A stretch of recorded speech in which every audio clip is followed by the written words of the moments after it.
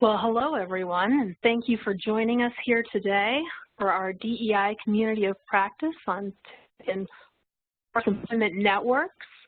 We're glad you're joining us, and good morning to you or good afternoon to you, considering where you may be in the country.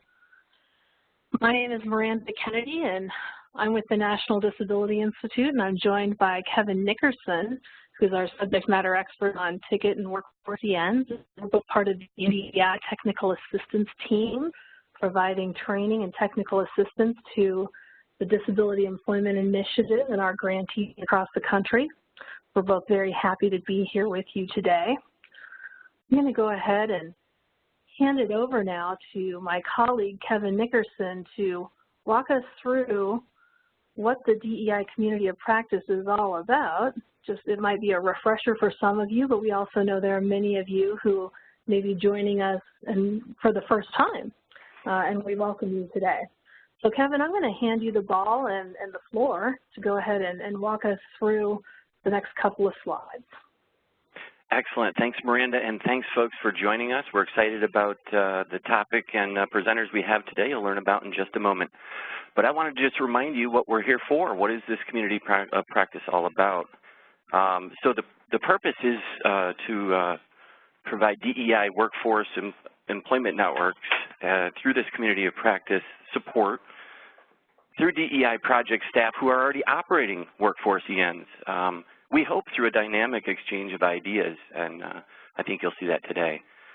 We're going to also provide you access through this COP to seasoned DRCs and other DEI project staff from around the country that have already achieved success operating workforce ENs. So in terms of how we're structured, the DEI ticket ambassadors will be sharing some of their insights and their best practices. Our ticket ambassadors serve also as speakers on upcoming COP webinars, meetings, and what they do is kick off each discussion with a short presentation on one aspect of operating a workforce EN and a practice that they feel has led to a meaningful and sustainable employment outcome for their ticket holders. We're going to utilize the experience of this group, and our goal is to support and increase an open dialogue and exchange of ideas around issues that workforce ENs face and strategies to move workforce EN services forward. We currently have 10 individuals in this role across the country that are available to you, their peers, and I hope you're accessing these folks.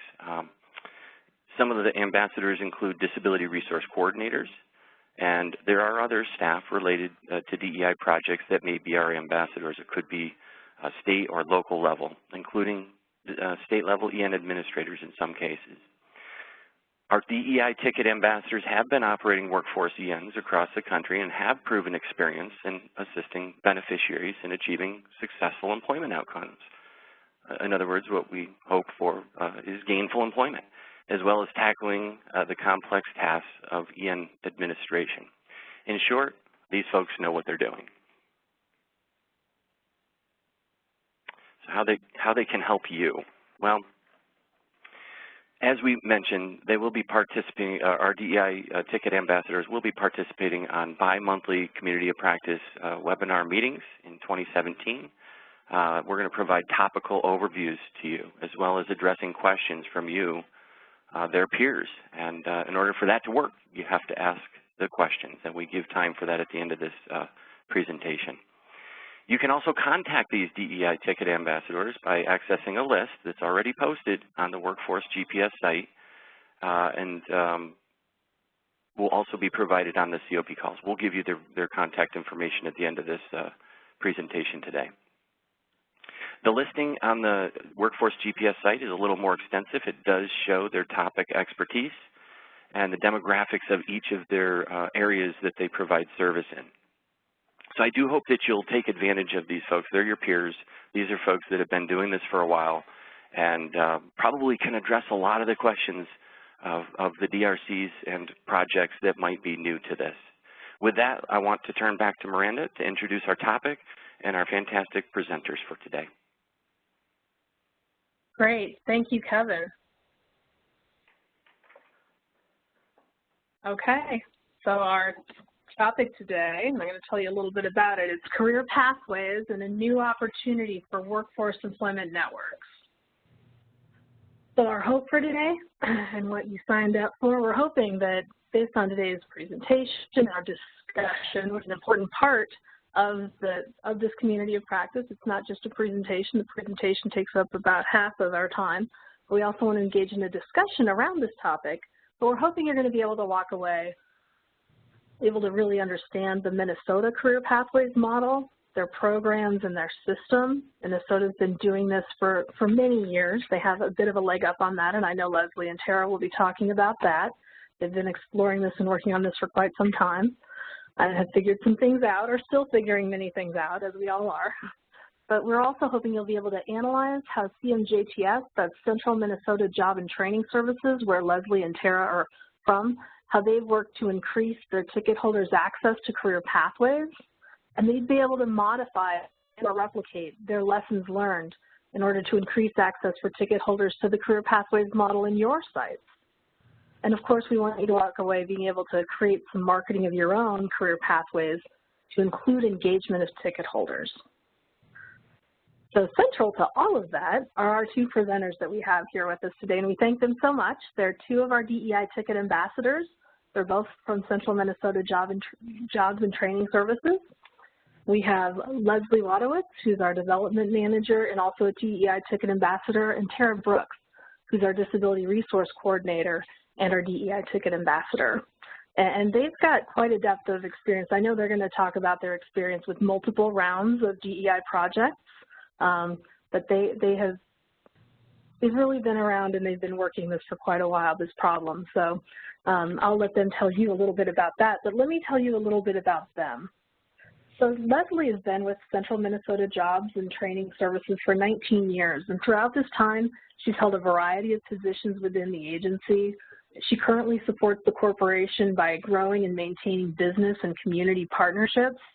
Networking in the community and understanding the needs are really key to the work that she does. She also develops new funding streams to complement existing funding streams, so there's enterprise development and other fund development initiatives. Focusing on the picture and the direction of the organization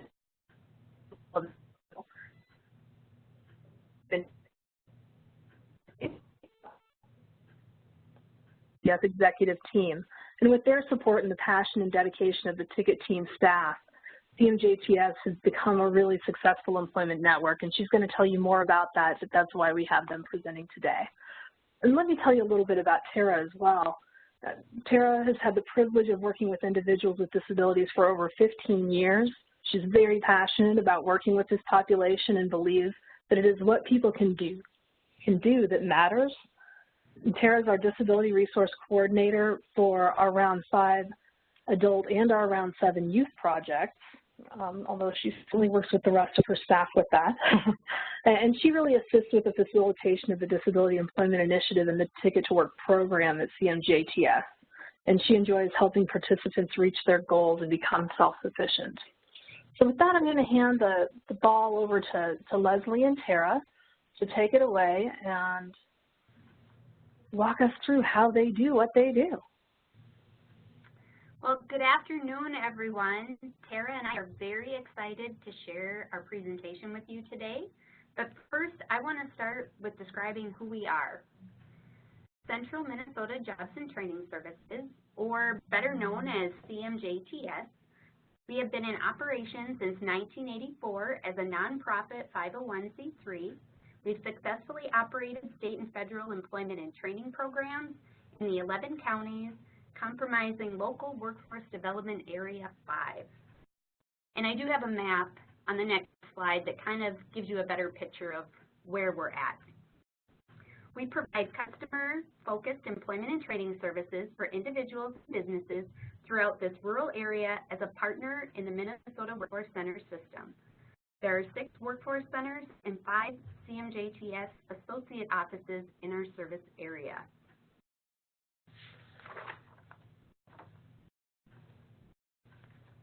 So we are comprised, our population is 91% white. We have an aging population. We have a very low unemployment rate. There is 1.4 unemployed job seekers per job vacancy. And so how we got started. So in 2013, Minnesota applied and received the Round 3 Youth DEI grant.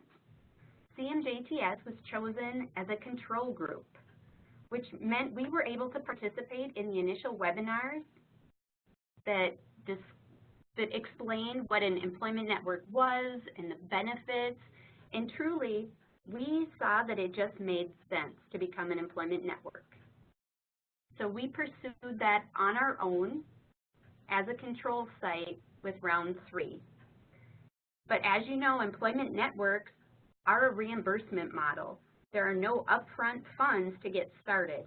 So we had to get buy-in from our board and leadership, and how are we going to do this as a reimbursement model. So we identified staff who were passionate about working with those people with disabilities. We have 7 staff, which we call our ticket team. We have 2 in our southern 4 counties, 3 in our central counties, which have a higher population, and 2 in our northern 5 counties. They all came with different areas of expertise and program background. For example, WIOA adult, public assistance, and youth program experience. These are the case managers of our assigned tickets. And the goal to start was to co-enroll all our ticket assignments to help fund the training and support and the staff time. And once we received Round 5, we were able to add a DRC position. This person, which is Tara, she took over the facilitation of our ticket team. She provides additional training, resources. She has a CWIC certification, so she can provide benefits analysis to ticket holders. And she does all the screening of our ticket calls. Through our DEI funds, we do plan on getting more of our ticket team staff certified as CWICs. Again, we are fortunate to be part of Round 5 and Round 7, the DEI Youth Project, which will help continue to grow our employment network. And both of our Rounds 5 and 7 are all about career pathways. So I will share some additional demographic area here. So as you can see, the yellow highlighted area is all of our counties. We cover over 10,000 square miles. We start at the Wisconsin border here and go to 60 miles within the South Dakota border. A lot of our region is quite rural. However, our 2 Sherburne and Bright counties there border Minneapolis, St. Paul, where many residents commute to work, shop, and attend events. Some additional demographics for CMJTS in particular. We have over 500,000 people in our service area.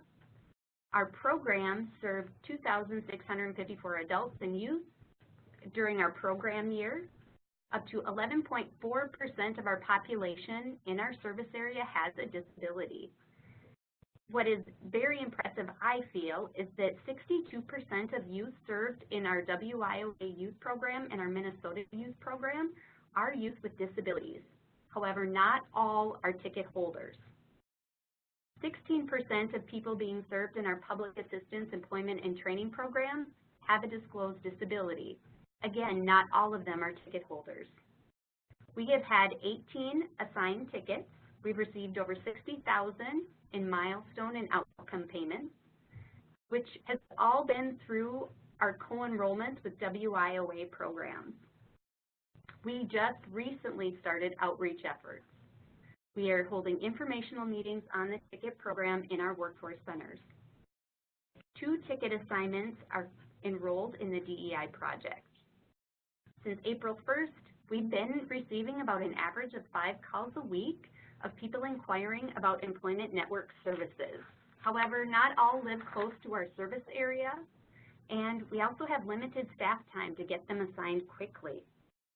And not all of the calls, as you are aware, of people that really want to get off benefits, or they are not ready. So we encourage them to access our universal services in the Workforce Center, attend workshops, do some career exploration activities, complete career assessments prior to assigning their tickets. And the ticket team do work with the programs, so they are not 100% of the time is dedicated to the ticket program. And now I'm going to hand it over to Tara. All right. Well, we identified the issue for this presentation as individuals with disabilities have challenges accessing the career pathway system. With the various programs and resources available today, it can be difficult to navigate through them and know where to start.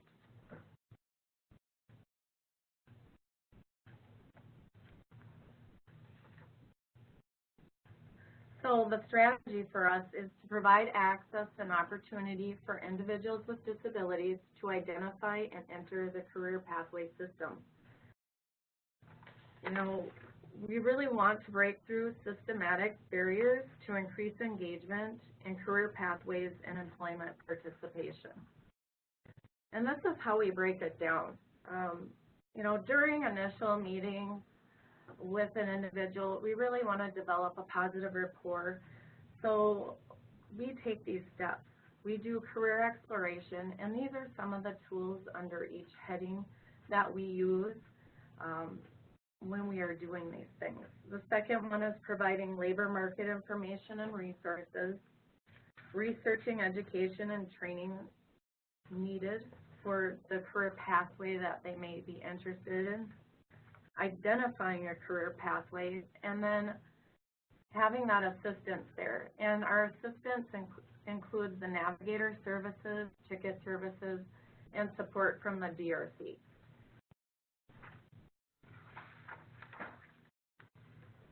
So as Miranda had mentioned, Minnesota has really taken a lead in career pathway programming, and I believe was instrumental in helping originally develop the Career Pathway Toolkit. There are 6 key elements to being a career pathway. Building cross-agency partnerships. Some of the key elements include engaging cross-agency partners and employers. You establish a shared vision, mission, and set of goals. You define the roles and responsibilities of all partners, and you develop a work plan or a memorandum of understanding for the partnership. You want to identify sector or industry and engage business. You want to design education and training programs, identify funding needs and sources, align policies and programs, and measure systems change and performance. So Minnesota calls their pathway to prosperity, or P2P, which is career pathways that lead adults along an educational and training continuum from foundational preparation to post-secondary program completion.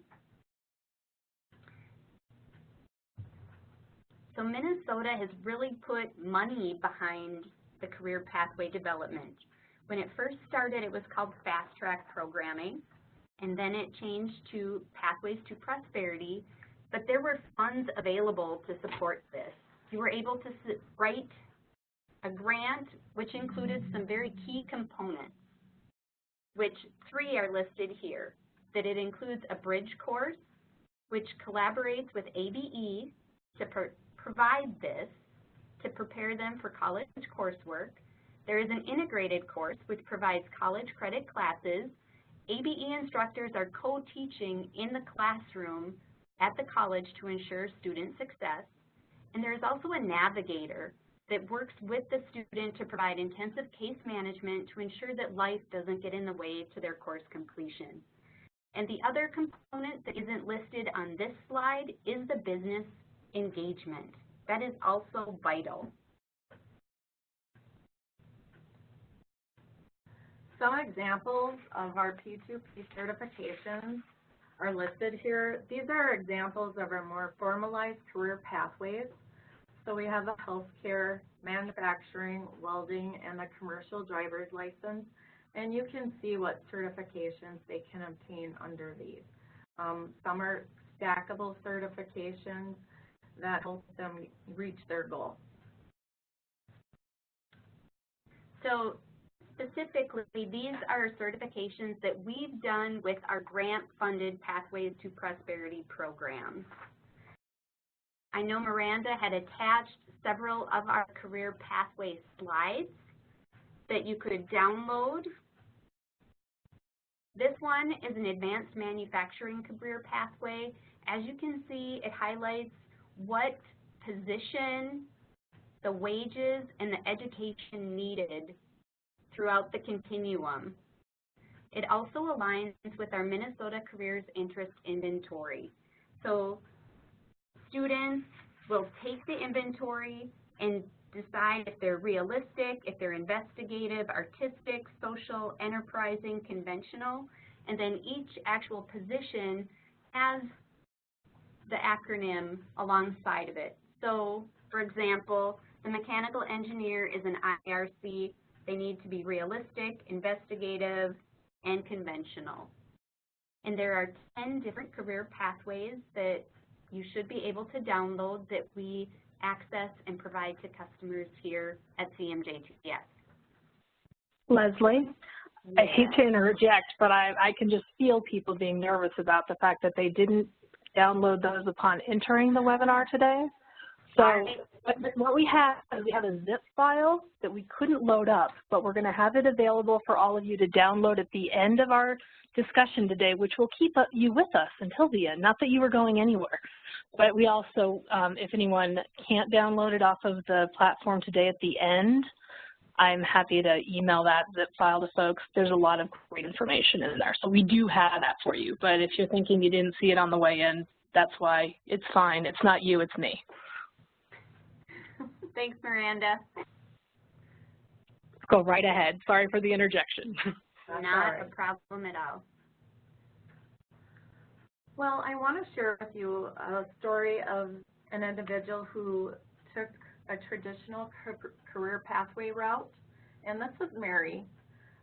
She has entered the healthcare career pathway. Mary started the career pathway program, which at this time was called Fast Track, in the summer of 2014. To date, she has obtained 4 certificates, which include certified nursing assistant, home health aide, and trained medical aide. She is currently working towards her degree in healthcare administration and plans to receive her Associate of Applied Arts degree in the fall of 2018. She is no longer receiving benefits. And then that picture of her, one thing she had shared with me is since she started the career pathway program, it just has really increased her confidence. And she joined a Business Professionals of America club at the college she attends, and she's done so well. She's participated 2 years and advanced to nationals where she attended and received these awards. So this is a really great accomplishment for her. And this person is Tracy. He is doing his individual career pathway. Not everyone fits in that traditional career pathway, so we really try to meet individuals where they're at and help them through that career exploration and identifying your career pathways. So when I first met Tracy, he was very proud to share with me that he is a veteran. He told me that his disability was directly related to his service in the military. And due to that, it was very challenging, or is very challenging, to do weight-bearing work. So through career exploration and identifying his past experience of scuba diving in the military, an individual career pathway was developed. Tracy is currently taking classes at a local scuba diving training center, and that center is Aquaventure.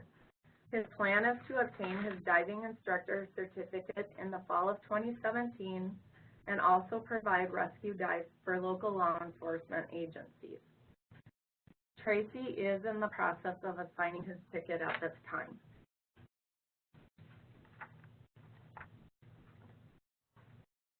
And this is Clark. He's quite a success story. I want to share with you a story about Clark. Following a car accident in 2001 that left him a C4 quadriplegic, some people told Clark he would not be able to work again. but these words turned out to be the catalyst he needed to move forward. Clark wanted to work and was interested in manufacturing. He earned an AAS degree in computer-aided drafting and design. Through the H-1B Advanced Manufacturing On-the-Job Training, OJT, grant, he secured a permanent position as a mechanical drafter at Two River Enterprises. Prior to starting the OJT, Clark entered the Ticket to Work program, a program that incentivizes work for persons with disabilities. During the OJT, Clark earned 2 SolidWorks credentials that pertain directly to his position. Clark has made timely progress in the Ticket to Work program and has met his job retention milestones. Clark shared that he really enjoys his job and that he plans to continue to work and be financially self-supporting. Two Rivers Enterprises is a great example of how a company can help ensure an employee's success. From the beginning of Clark's employment, they provided him with a wheelchair-accessible work desk and a flexible schedule that accommodated his needs. In this example of Clark, it's really we really use customized employment strategies with this because his job is in the office and there was a shop, and he's kind of that middleman, so people come to him. So we did customize different duties of his job to meet his needs. These are some of our career pathway testimonials. I'm not going to read them all to you, but we do have one from an adult basic education instructor, an employment specialist,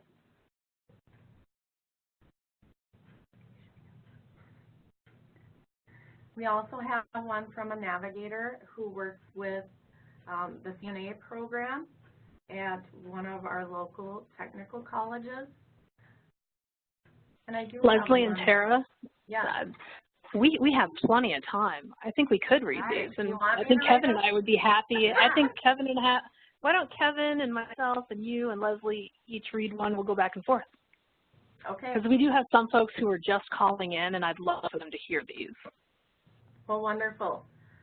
I can start with the first one because I do want to end with the last one. The testimonial from the adult basic education instructor. I have been teaching the Pathways to Prosperity pre-CNA class for 2 years through Hutchinson Adult Education. The program increases the knowledge and confidence of students and prepares them to be successful in the Certified Nursing Assistant course. I have also noticed the support students give to each other in both the P2P classroom and in the CNA course. What a great skill for a CNA to possess. It is wonderful to see students reach their goals and become employed. I will take the next one, the employment specialist. I have provided individuals with disabilities employment services for 20 years. During my work in the state of Oregon, I witnessed the benefits of the Ticket to Work program. Now that I am working with the program firsthand, my participants have shared the positive impact it has had on their lives to help them become self-sufficient. I'll take the next one from the navigator. Okay. And then Kevin can take the one after that. So the navigator said, I have been working with Pathways to Prosperity since 2015 and have been successful customers. Meeting with the new barriers and watching them bond with their ABE instructor and their cohorts over the bridge course is rewarding, and in many cases they are able to move forward to the integrated healthcare programs and be successful in finding a new career field in CNA, HHA, or other areas in other departments such as dietary activities or laundry. P2P is knowing that they are now employable and have a great future in the healthcare career field. Kevin, want to take a minute? Absolutely. Gave me the long one. Fantastic. Or is that the one that Tara wanted to cover? I don't want to steal your thunder, Tara. Is this the one that you wanted to do? Well, I did, but I go ahead, Tara. No, give it to Tara. Yeah, go ahead, Tara. Okay. So this is from a P2P participant. I started the Fast Track program in August of 2014. I originally went to the Adult Basic Education room at Ridgewater College to refresh my computer skills and English grammar after my car accident. The accident left me with a traumatic brain injury. What I got was the encouragement to try this new program. This program would enable me to experience college by taking classes in the medical field. I was not sure about this, but I decided to take a medical terminology course. The Fast Track program was able to fund a cohort of students through anatomy and physiology courses. I did very well in that first class, and when offered to participate in another class, I eagerly accepted.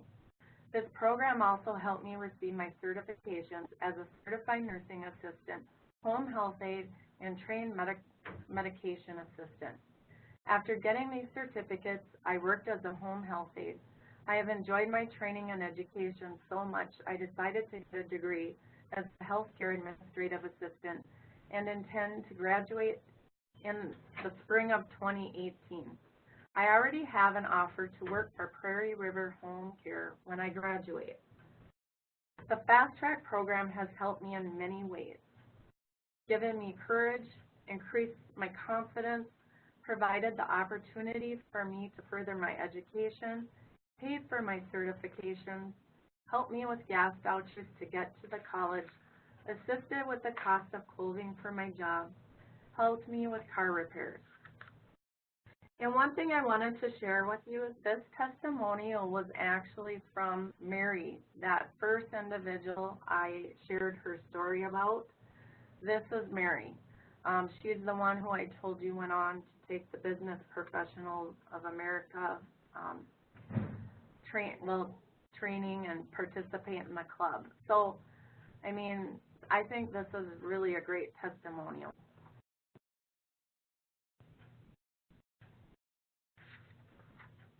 All right, we are on to outcomes and the systems change. Case management model, the career pathway planning with all customers, we have incorporated this into their individual work plans. And we truly try to do this across all of our programming, that it's not just somebody coming to us to help get a job. We are here to help them plan their career. We've also incorporated the integrated resource team model with our career pathways. It is the perfect way to incorporate the career pathway programming. We have all partners at the table. Adult basic education, the college instructors, often the disability services at the college, potential employers. We also include this as part of their IWP if it's applicable. It has helped us increase the number of ticket holders that are accessing the career pathway system, and that we're continuing to work towards this goal, but to have career pathway programming become sustainable. When we have our adult basic education partners, they do get reimbursed for their seat time, so then they can continue to provide those bridge courses and have the funding to do so. The college has worked with ABE to have the curriculum and have the integrated classroom time. And getting the employer buy-in is huge, having them be able to come in, interview the students towards the end of their classroom training so that they can potentially get jobs as soon as they're done. Also to give them exposure and some real-world experience on what they can expect in the work world. And we are really working to get our program staff, since we are part of the Round 7 Youth DEI, we are having all of our youth staff start IRTs as their model of case management for all of their WIOA youth enrollments, not just DEI or ticket holder. We find it's very valuable, and we think it's an excellent case management tool. Anything to add, Tara? I don't at this time, but I do for the next slide. So our areas of growth. We really, as I mentioned back in the beginning, we have 18 ticket assignments, and one of those has actually assigned their ticket multiple times. They unassigned and came back to us because it didn't work out. and again, it's customer choice. So we have a goal to increase our ticket assignments. We are doing outreach and informational sessions to do so. We are implementing the DRC Level 1 training, which was the communities of practice prior it was mentioned, and we received that information from Alaska and have modified it to fit what our needs are. And all of our ticket team is starting the cohort and doing the DRC Level 1 training to start, and then it will go out to all of our staff. And when Leslie talks about all of our staff, we're talking frontline staff and corporate staff. Some of the staff that really doesn't have the daily interaction with customers, but we just think it's valuable across the board at our agency. And by having all staff trained, we provide a lot of the reception and resource room services in the workforce centers, so they'll be better equipped to really increase that access across the board, not just for career pathway programming. And now we're on to discussion items. All right. Do you want me to hand the ball to you, Miranda? Okay, I'm going to actually step up for a moment if I could and just acknowledge that Miranda is having some issues with the phone. Maybe some of you heard her cutting out a little bit. She's got some weather issues there that are causing a bad connection. I don't know if anyone else heard that, but that's what's going on. We will move on to the discussion items, ladies, but if I could just take a minute to connect the dots, I think I would like to. I really like the presentation, but you know, I need to keep things simple for myself. So let me just see if I've understood things correctly, and Tara and or Leslie, please interject if I've missed something here. But you know, so this is what I see. We have both customers with disabilities that may or may not have tickets coming through your center that have now this option of career pathways, which means you've already figured out high demand occupations that you now have a path to get people into, but also that it can be customized based on people's needs if it doesn't meet one of the demand occupations that you've identified. And of course, you're trying to help ticket holders through this process, which is fantastic, because sometimes ticket holders, oftentimes I should say, are folks that might not be able to use their prior skill set because of their condition. And therefore, you're given this opportunity now for them to get training and advance in wages that will allow them to make it worthwhile to get off benefits, right? Now this also, in my mind, as I'm connecting these dots and I was thinking about this, helps to increase access to training and supports because this path might be perfect for somebody who may not need the intensive supports of VR or the length of training that they could offer potentially through VR. And the last thing I thought of in this process, which I think is great, is that if somebody comes through with a ticket that's appropriate for this, this can provide a seamless support system from training to placement to long-term supports right through the ticket program. How did I do, ladies? Is that pretty much where we're at with this? You made it sound amazing. Well, I think you made it sound amazing. I was just recapping what you said, and I think it is amazing because, you know, when we have this opportunity for ticket holders, I mean, it gives them more access to options, and there's certainly a lot of folks lost at this point in the process, right, as to what do they do with themselves, and you've already helped to identify some. It might not be the career path that they're looking for, but because it can be customized, I think that's so great.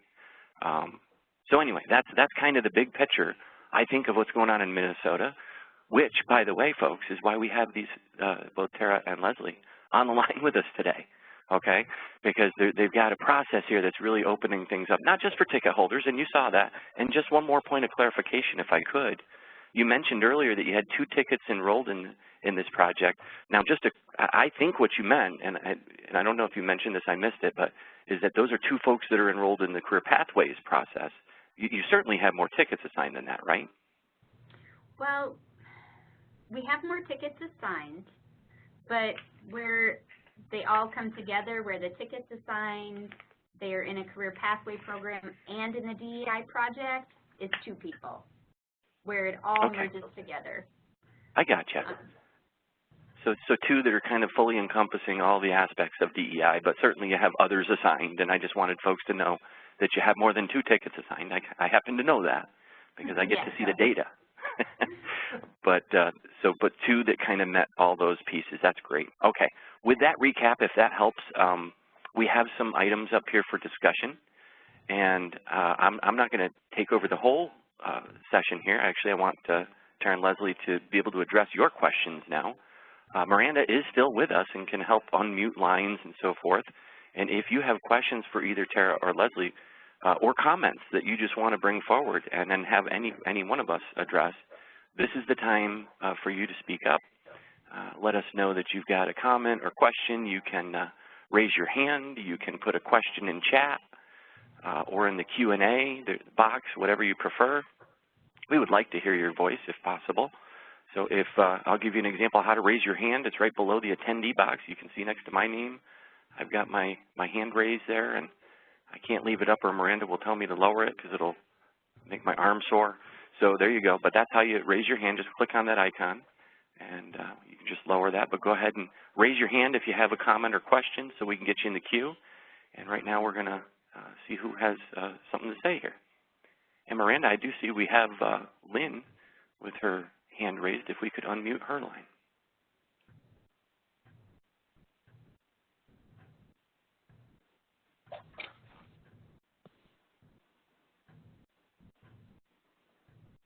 I hope we didn't lose Miranda. Hang on a second here, Lynn. Let me see what's going on here.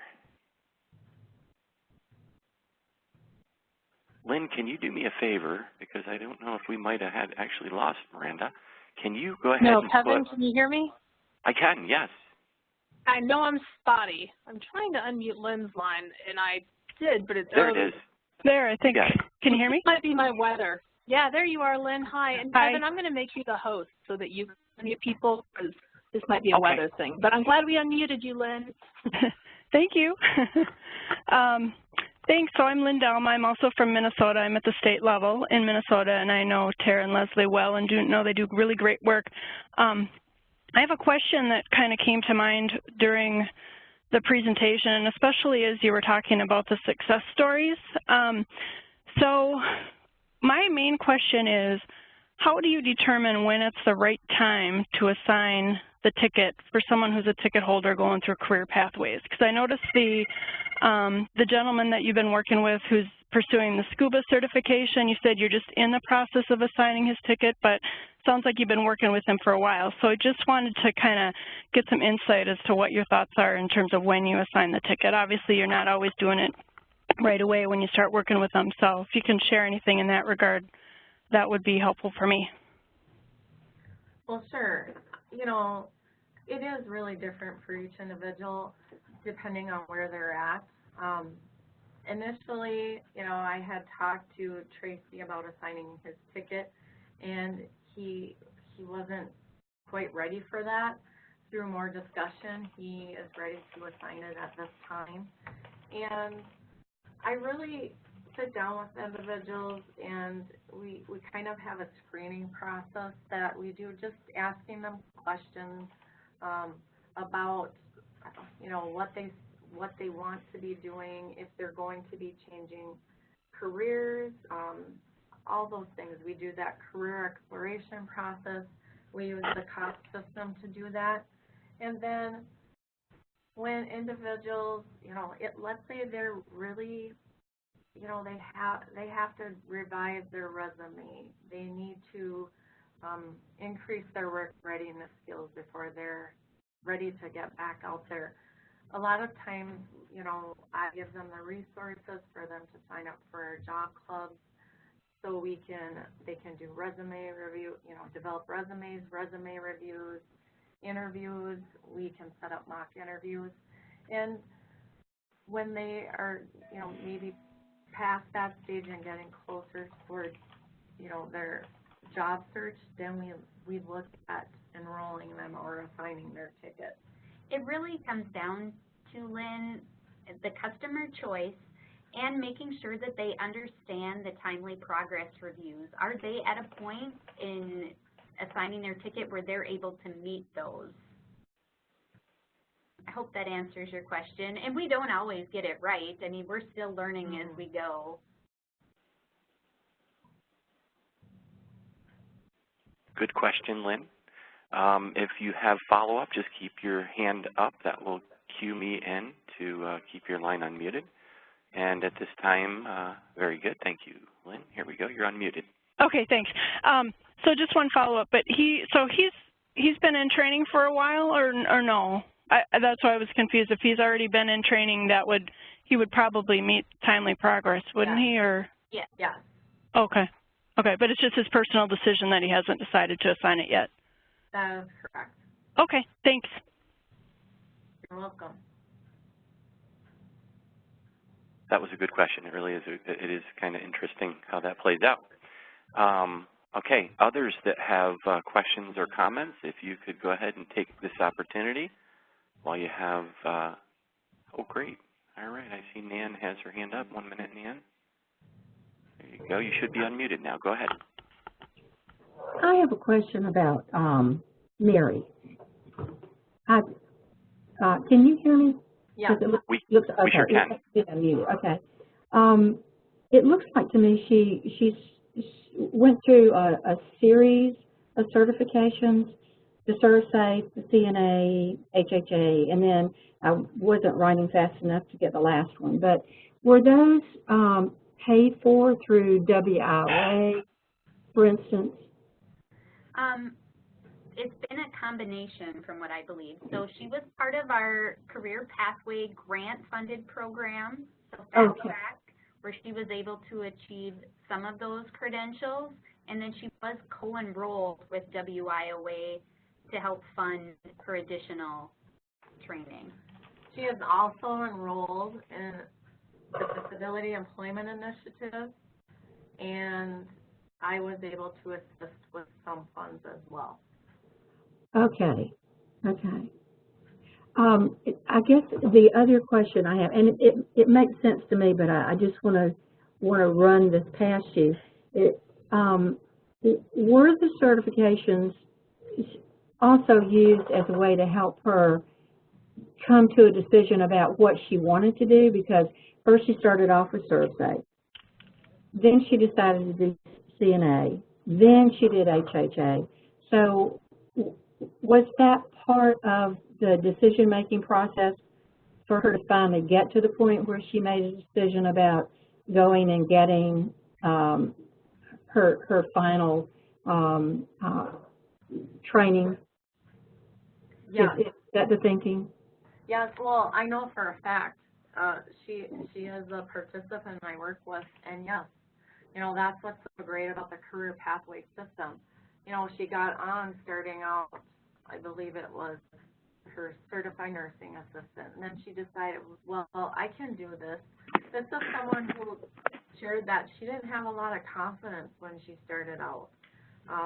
Her accident, she had told me, was pretty devastating for her, and the learning process was very difficult, but that gave her the confidence, you know, getting that certification and taking some of those classes to move forward on her career pathway. And yes, that helps her arrive at the decision of pursuing healthcare administration. Okay. Okay, that's awesome. Thank you very much. You're welcome. All right, thanks, Nan.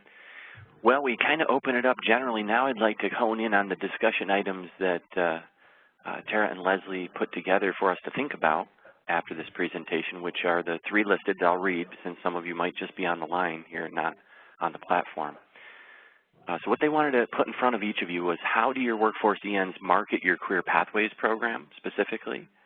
And more generally, how are your employment networks marketing the Ticket to Work program? And then if you have any success stories that you have pertaining to Career Pathways and the Ticket program, I think that often reveals some of the processes that you're involved with. So those are the discussion items. If there's anybody that wants to or can, please make comment on those. That would be great. And you know, I think that the reason that these two questions exist the way they do is we're kind of interested in both how you market both of these, but then how do you market for ticket holders that the Career Pathways program that exists might also benefit them. So is that included also in your marketing to ticket holders? So that's kind of what I'd like to hear your thoughts on now for Tara and Leslie. Okay, I see Jerry has her hand up. Hang on a second, Jerry. There's a familiar name. How you doing, Jerry? Can you hear me now? Yes, can you hear me? Yep, you're good. Can you hear me? Go. Okay, good. Yep. Hi, Kevin. How are you? Good to hear from you. Good. Same here. Hi, Miranda. Yeah, this was a great presentation. I'm really going to be interested in seeing the documents I know we're going to be sent later because that looks really interesting to me. So in New York, around 6, in the capital region, John Banas and I are the DRCs, and I did want to share a few success stories. There are 3 that come to mind, and and they're all in Career Pathways Healthcare, and they're all ticket holders. And one woman is someone who originally John had assigned the ticket, and she had gotten some training funds, I think through round 4 for medical assistant. And then she came to me and is now enrolled in an LPN program. And she is so highly motivated despite her medical disabilities, some physical pain she has, but her goal is actually to be an RN. So she's, definitely a success story at this point. Another woman that I'm working with is a person who receives SSI and SSDI, and she had home health aide, PCA experience, and as we talked about her goal, and she really wanted to continue working with people, but not in that direct care line of work anymore, she entered the community health worker program through Schenectady Community College and is now looking for an internship. And she had a certain number of credits towards an associate's degree, and so this community health worker class will give her an additional 6 credits that hopefully, that's another goal of hers that she can reach, is to get an associate's degree in maybe human services. But she really likes the healthcare field, and she herself has used a lot of resources, so she feels like the community health worker would be a good goal for her. And then the third person is I'm working with a woman who, she has her master's in social work, and about 5 or 6 years ago, she was no longer able emotionally to do that job anymore. And she did end up receiving SSDI. And for about 5 years, she really didn't get out of the house much. She didn't really do too many things. I guess she was going to her therapist. She did try to get some services through Access VR, but they felt like that she wasn't job ready and that maybe she should go to a PROS program, a day program. So when we started talking about just the different opportunities, I didn't assign her ticket right away either because I felt like we just really needed to start slowly and just kind of build up trust and, she just, figure out what she wanted to do. But with her background, she's very smart. She has great keyboarding skills. She decided to try the medical transcriptionist field. So she was highly successful in passing that credential and now is doing some work from home. Unfortunately, it's not, right now she's not doing medical transcription, it's legal transcription, but she feels like, okay, she's increasing her skills and even increasing her, words per minute, and she wants to get in, some medical transcription work. But I feel like even though, someone commented that that field isn't exactly bright outlook, but I feel like it's a stepping stone and it's a confidence builder. It's something she could do from home. And also that maybe her next step could be medical coding and billing. But she is, thrilled that she feels like now she has some hope and that she could eventually become self-sufficient. So I think, the pairing of the Ticket to Work and Career Pathways is great. And I loved all the stories that I heard from the 2 presenters as well. Thank you. Jerry, that's that awesome. Great. Yeah, Yeah. I have to say that you know, it warms my heart to hear that magical word of hope show up again. It seems to be pretty pretty integral to our work, doesn't it, and what we're trying to accomplish with this audience. Great Definitely. stories. Thank you. Excellent. Thanks. Okay, Tara or Leslie, I didn't want to steal your thunder. Any thoughts or comments for Jerry or questions? No, I mean, it sounds like you guys have an amazing program out there and are doing great work. If you have any cool marketing materials, we'd be happy to take a look at those. And we'd be happy. Sorry, yeah, we'd be happy to share. You know, I don't know if we have, they work for us, but, you know, I think we could do more as well. And, you know, the Ticket to Work program, I have once a month a workshop, you know, beneficiary workshop that I do, and it seems like, you know, just people hear about that from different ways. I mean, John and I are always promoting everything everywhere we go, so it's kind of like you have to just keep repeating and repeating. I'm really trying to get Access VR to be more open to working together. I think it's because we're maybe not just on their radar all the time, but we certainly talk about it all the time. There's one Career Pathways person that we are sharing, you know, we're helping funding through Access VR and through Career Pathways. It's not, that person isn't a Ticket to Work person, but I just feel like there's probably so many opportunities that we're missing with Access VR, and I really want to keep trying to work together with them. Excellent. Thanks, Jerry. We appreciate that feedback from you and the good work that you're doing. And if, you know, again, here's an opportunity for you to kind of share with each other. If you need to, you know, if you haven't figured out how to connect with each other, make sure you look at that list of our ambassadors.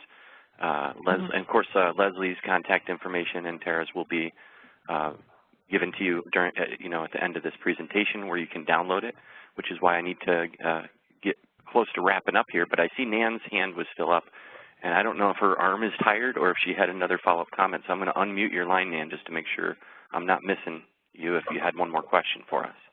I think I left it up because I need to remember to ask this question. Back to Mary.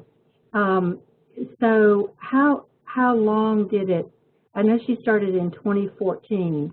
We're looking at into the third year now. So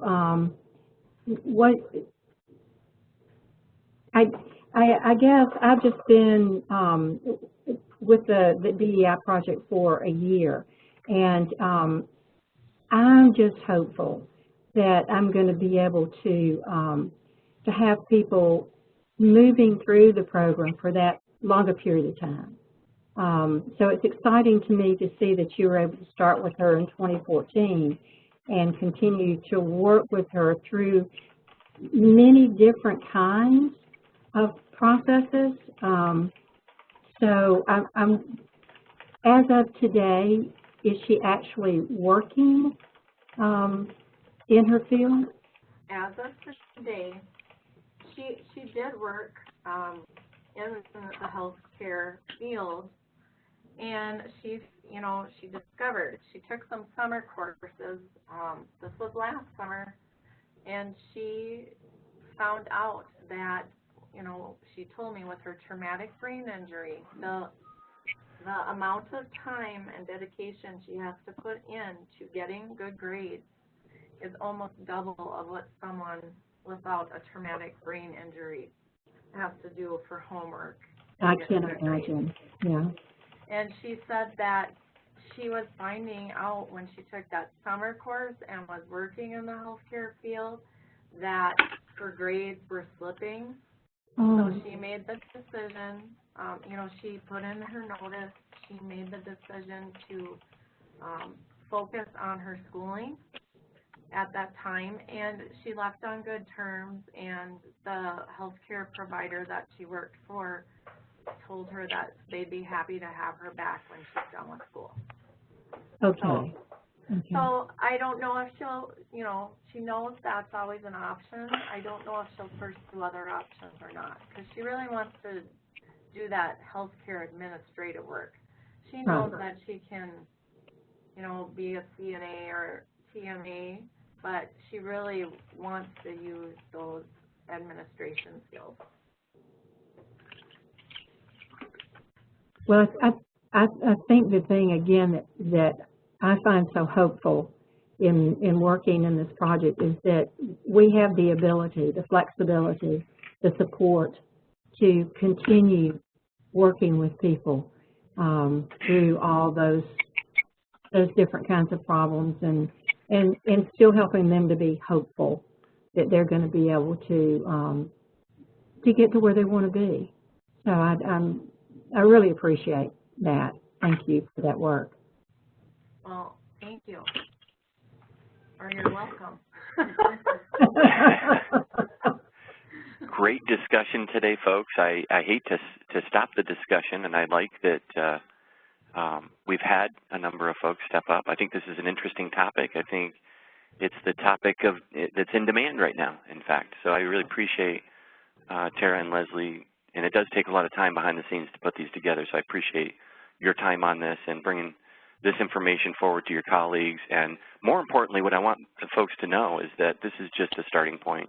This is the launch pad.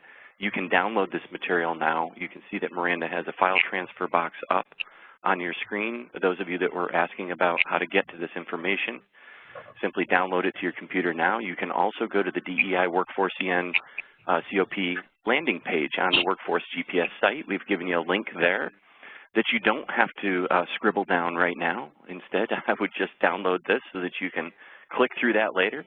On that page, you'll find all the information about our COPs and also contact information for these fantastic folks that have stepped up to be our ticket ambassadors. So I hope, and our hope, I would say, is that you will continue to follow up with these folks, each other. You know, this is a community of practice. That's the way it should work. We want you communicating with each other and learning from each other. I learned a long time ago from Miranda that what R&D was. You know, I thought it was research and development until I came here, and Miranda corrected me and said that's how we rip off and duplicate the things that others have done. And we should, because others have done great work. So let's build upon the work that each of us has done and improve each other's work. So with that, Tara and Leslie, any other last words from you for the folks on the phone still today? Thank you for listening. Again, if you do have any questions, Tara and I are more than happy to answer them. If something we said wasn't clear, it's clear to us, but I know as the recipients it may not come across that way, so please reach out, ask us. Excellent. Well, there they are. They're our two wonderful guest speakers that you can see on your screen now. So again, two things I'll leave you with, and then we'll close the call for today at least. But we're going to leave this platform open for a little bit so that you can download these files. And since we don't know what computer you have, we're going to leave it open long enough for you to go ahead and get these downloaded. We also, when you do close the platform, what will happen is a polling platform and question will come up. We would appreciate it if you could complete that poll. It helps us to inform our work and what we're doing in future calls. With that, I want to thank each of you for joining our call today and for your attention to this important topic. We hope to see you on the next Workforce EN Community of Practice, and you will have notice when that comes out. So be watching for that and enjoy the rest of your week. Thanks, folks. Thank you. Thank you.